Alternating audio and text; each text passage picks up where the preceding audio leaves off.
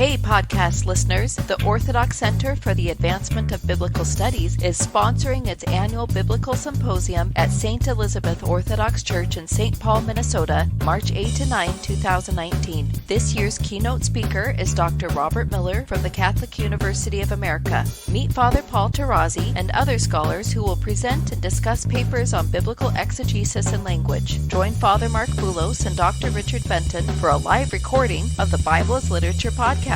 Engage with others like you who are committed to biblical studies for all who have ears to hear. Register online at ephesusschool.org. You're listening to Tarazzi Tuesdays with the Bible as Literature.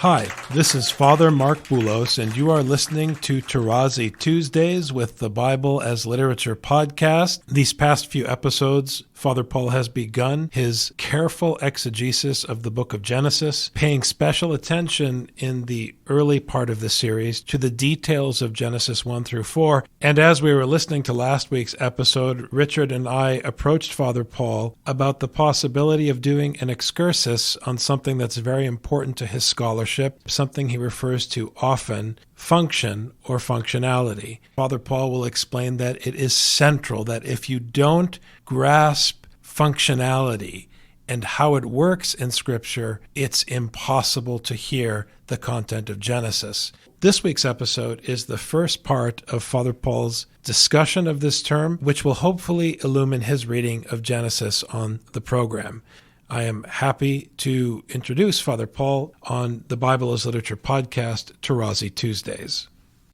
Let me begin with something I mentioned quickly when I introduced my series on Genesis 1 through 4, which is Arabic grammar. I stress Arabic because among the Semitic languages, and obviously I'm speaking about the Semitic languages, which the West, even when I read their grammars and so on, they don't get it. They don't get it. Let's go for grammar. They end up by calling the two conjugations of the Semitic languages. Obviously, they are referring to Latin, which most people don't understand, so you end up with a perfect and imperfect. Well, when someone in the West hears this, he said it has only two conjugations and both of them are in the past. And you have to spend time to explain to them, even my professors, in Romania had to explain that perfect means that the action is finished, which means perfected, whereas imperfect means the action is still running. My comment on that is that the future is silly because you can't speak about it. It's always iffy and on hope. You can speak only on whether one is eating an apple or one has finished eating the apple. So it has not only its own logic, according to me, powerful logic. It's with Greek that we started speaking about past, present, and future. So one has to keep this in mind, especially when dealing with Scripture. So that, I hope, will function as an intro to my comments on functionality, especially in Scripture. I mean, it's all over the place in literature. But in Scripture, it becomes highly central of the essence. I mean, you cannot perceive and understand Scripture if you're not serious about these things. So let me go to the grammar in Arabic. I remember I mentioned something I keep repeating to people, but I doubt if they follow what I'm saying. I mean, they hear it as most of the students hear me, curiosity. Oh, that's a nice idea. I'm not interested in ideas. I'm not Platonic. I'm inviting the people to make what I'm saying to them functional because it is there whether they like it or not.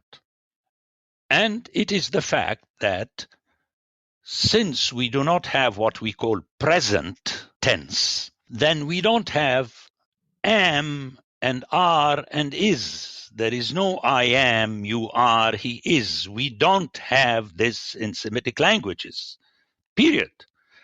Now, to conclude, as I said, that the Semites are stupid would be silly. That's not the way. The Russians do not have it.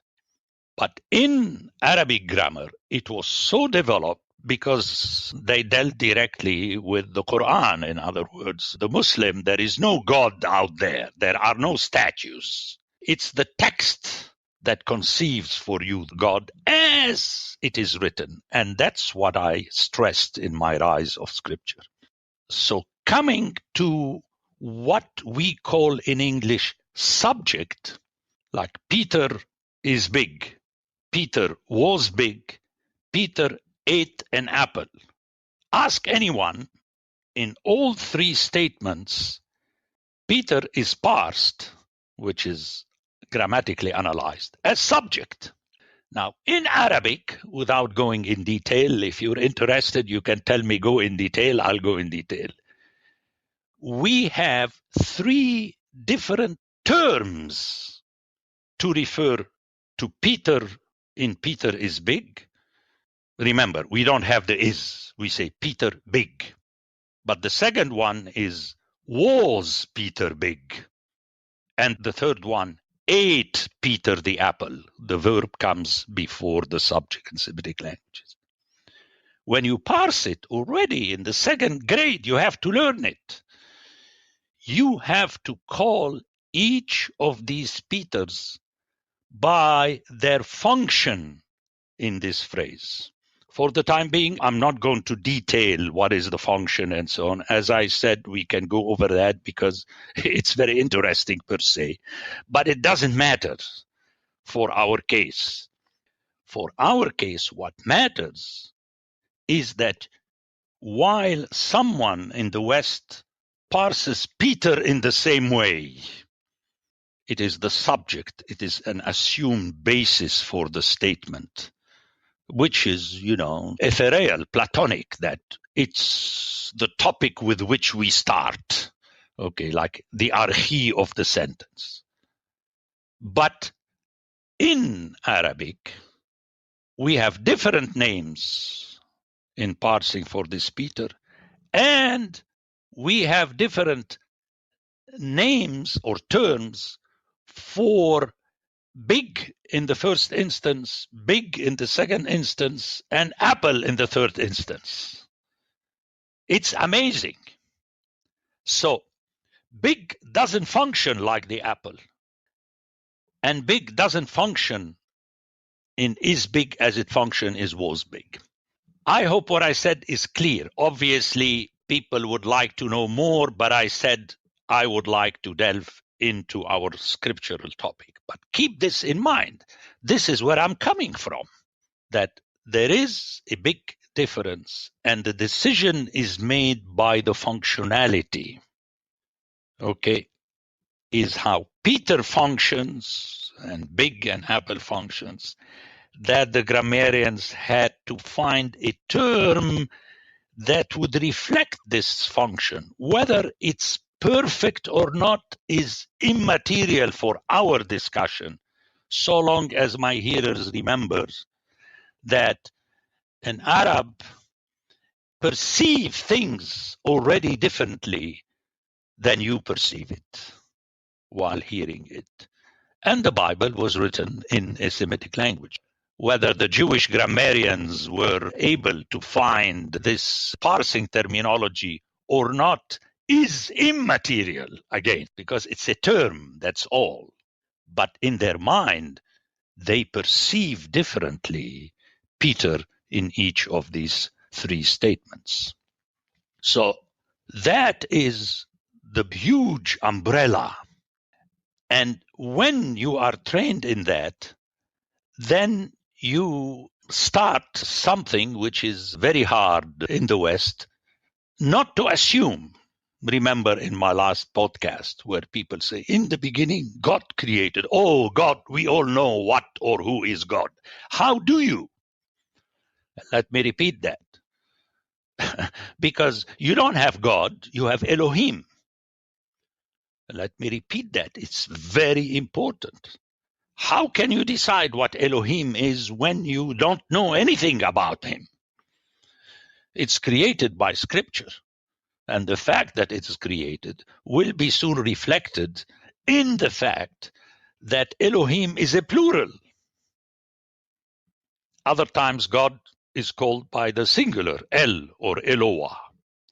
But what complicates the matter is that Elohim can mean in the sentence and thus can function as an actual plural, which means you have to translate it as gods, and thus you're talking about the other gods. But it is the same word. And what complicates even more the matter in the Bible is that later you will see that sometimes this Elohim is used with a definite article, Ha Elohim. And again in this case, Ha Elohim could be the gods and could be the one God, the scriptural God. So already you cannot say, well, we all know what God is. You don't know. You have to wait for the text and how it is phrased.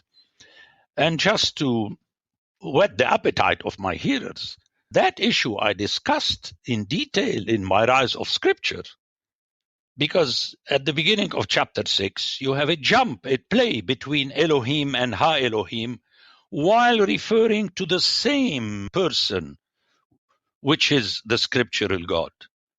So you have to ask yourself, if you're honest, the question, why is he moving from one to the other? Which he does also at the end of chapter 4. So again, I hope my hearers are patient enough to really follow my introduction that invites them to realize that discussing functionality, obviously the way I understand it, is not something secondary, or you can decide while sipping your tea in the morning and texting with your friend, trying to say, what do you think? And what, it's not a Facebook blog. It is what it is, and we have to submit to it. There is no other way.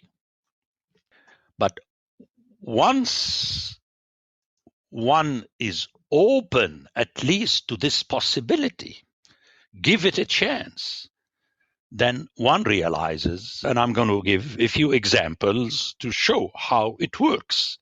Let's begin nicely with something we all know, David.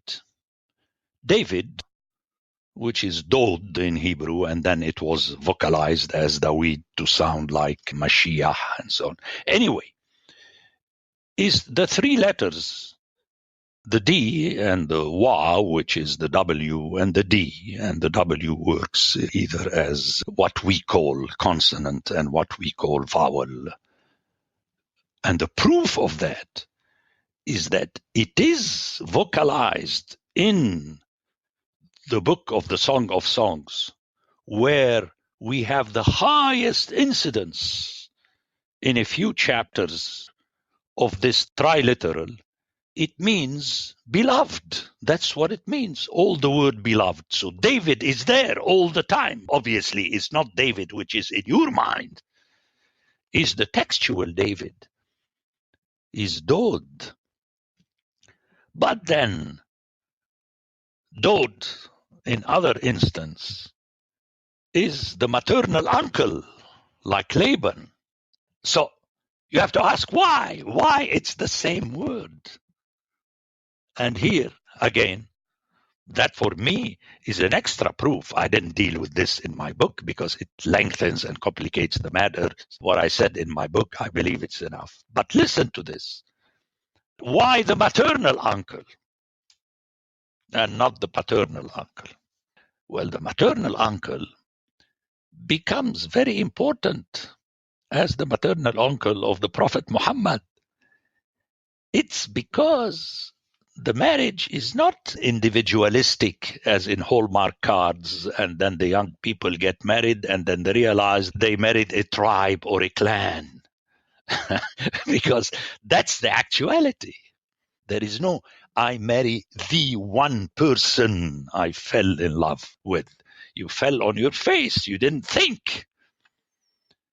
Because that person did not exist in eternity and is so. It's part of a deal. That person came from at least two people according to our genetics. You need a male and a female. But then there is something more than that. The maternal uncle is important because through the mother, you are including her tribe. That's why in those times, marriages were socio-political deals. People tell me, this is only in the East. My dear friend, just review the history of the West in Europe and elsewhere.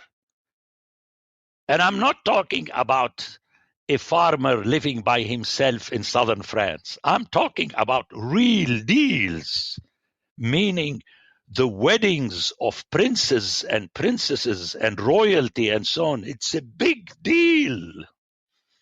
You know that. I don't need to enter into. It becomes important to have the maternal uncle on your side. The paternal uncle is assumed because you're living in that tribe. But the maternal uncle becomes a backing for you. And thus, if he becomes the beloved or you become his beloved, it may change the matter. So when you start rereading the issue of the wedding of Isaac, you begin to hear it differently, that it was a deal that Abraham wanted to make. And it was so important that when Jacob fled, he fled to that same uncle, which is Laban. It's amazing. But then, let's go to functionality. This Laban functions differently in the story of Isaac as he functions in the story of Jacob. So Laban is not Laban. It's the Laban of each story. And Laban is again itself very important because it means milk, which means that the one who feeds you and so on. Now people tell me, well, you're complicating the matter, Father Paul. It's nicer, as a student told me, to imagine that Chloe is a real woman in the church of Corinth. My dear friend, the Greek picked up immediately in those times that Chloe means the budding grass. And Paul was talking, chose this name to impress upon you. Your church is just budding, beginning, and already you're splitting it between Paul and Peter and Apollo. It's ridiculous. What are we talking about? That, to my mind, and I hope to my hearers' mind, is much more powerful than speaking about the womanhood of Chloe. It's a woman, people. We have to relax and understand these things and notice that this is how you speak when you are a parish priest. You don't single out one person and so on. No, there is a community you have to deal with. And to end with David, again, David is not all the time David, the same person who was a shepherd and becomes a king, because in the first story, David is not good, very clearly. But then, at the end, in Isaiah and Jeremiah, and especially Ezekiel, he's all good because he is what we refer to as the new David. And let's not jump immediately to Christ. You know, in my book, I showed that the seed in Genesis 3:16 is not Christ. It is Seth. But anyway, that's an aside. So here we see that in especially Ezekiel, David is not only shepherd, but he is a shepherd who's not a king. Remember how chapter 34 is a harangue against the leaders of Israel, shepherds, the kings of Israel, that they are not really shepherding.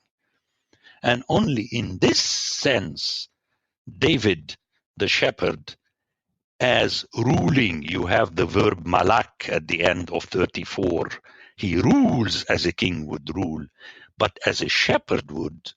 And how could it be otherwise when the whole chapter revolves around the point that God is the shepherd and he rules as a shepherd? Remember Psalm 80. He sits on his throne above the cherubim as a shepherd. He is the shepherd of Israel. So to start talking about David as though, you have a painting in the European Middle Ages, it's a catastrophe, and you go and watch a painting of someone. I mean, you know what people did with the painting of Leonardo da Vinci, suddenly that woman, I don't know. Perhaps this is what Leonardo da Vinci intended. I have no problem with that. Dan Brown. But is this what the text is saying? That's a different matter. If it is, then that's fine with me. We'll find out. But if it is not, we have to be very careful and just understand. The Bible as Literature is a production of the Ephesus School Network.